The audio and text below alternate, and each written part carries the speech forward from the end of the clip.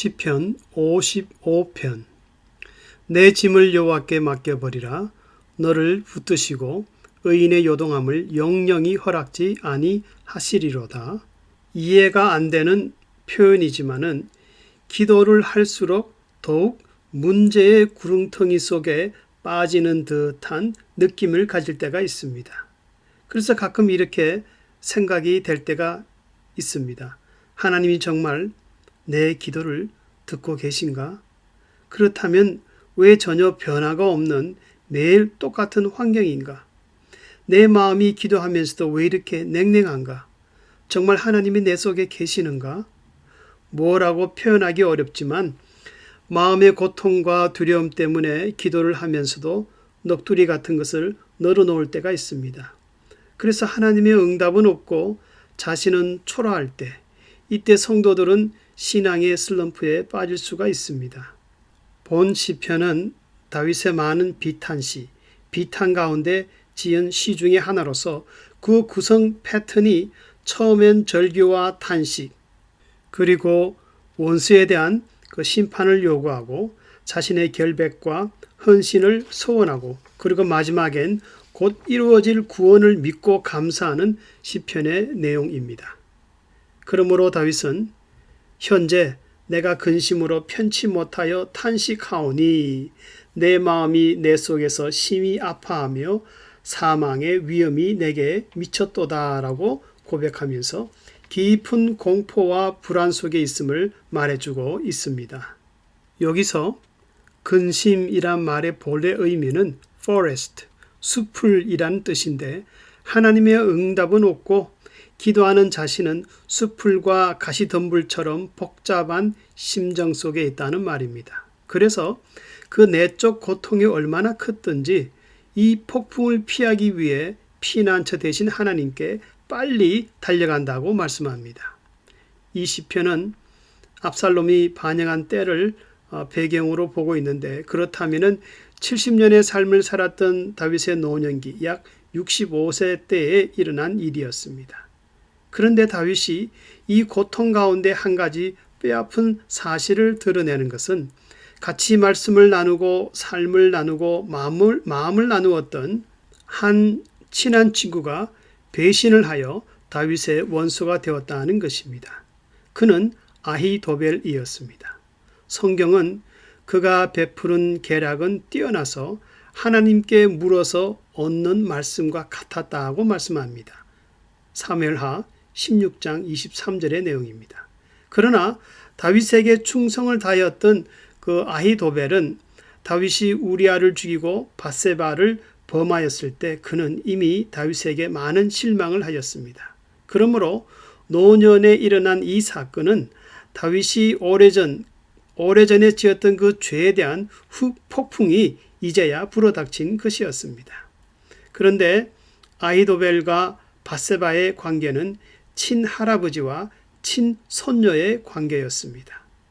사무엘하 11장 3절, 23장 34절에 보면은 다윗이 사람을 보내 그 여인을 알아보게 하였더니 그가 가로되 그는 아히도벨의 아들 엘리암의 딸이요 햇사람 우리아의 아내 밧세바가 아니니까. 그래서 비록 아히도벨의 배반이 인간적으로 이해가 되지만 그러나 그는 하나님의 뜻을 무시한 채 다윗을 왕위에서 몰아내고 다윗이 오랫동안 저녁과 아침과 정오에 회개하며 지내던 삶의 치명타가 되게 하였습니다. 결국 이런 아히도벨의 행위는 하나님을 대항하는 것이었고 하나님은 아히도벨의 뜻이 성취되지 못하게 하셨습니다. 오히려 하나님은 성도 다윗을 오뚜기 같은 신앙으로 다시 일으켜 세우셨습니다. 그래서 다윗의 마음이 비록 근심의 수풀에 엉켰을지라도 16절에서는 나는 하나님께 부르짖으리니 여호와께서 나를 구원하시리로다. 다시 말하면 자신의 느낌에 따라 하나님을 신뢰하는 것이 아니라 변함없이 은혜와 긍휼을 베푸시는 하나님께 마음을 두고 기도로서 구원을 얻겠다고 말씀합니다. 이것이 뿌리 깊은 성도의 모습입니다. 다시 말하면 자신이 생각하는 이상의 환난과 폭풍을 만나도 여전히 흔들리지 않는 믿음. 이런 뿌리 깊은 믿음의 기도가 결국은 거룩한 열매를 맺는다는 것입니다. 스칸디나비아 격언을 보면은 The north wind made the Vikings. 북풍이 바이킹을 만들었다는 말이 있습니다.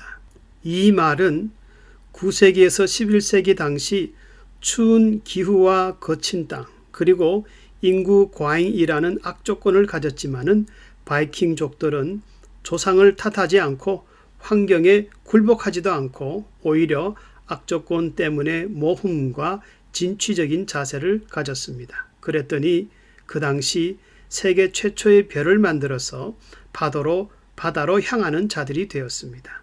그래서 차가운 북풍이 없었더라면 바이킹은 생기지 않았다는 것입니다.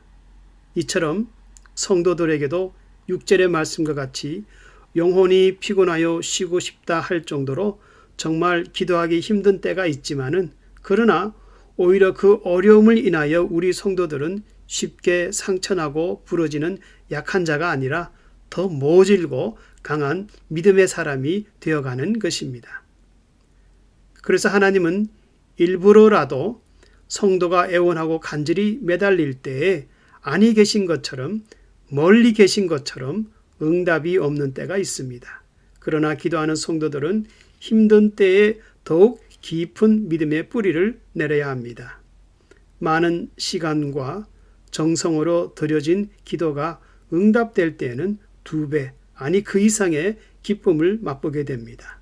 그리고 결국은 나 자신을 더욱 성숙하고 믿음의 사람으로 만들어 갑니다. 성도님들 중에 기도하기 힘들 정도로 마음에 낙심을 가진 분이 있습니까? 내 짐을 여호와께 맡겨버리라. 너를 붙드시고 의인의 요동함을 영영이 허락지 아니하시리로다.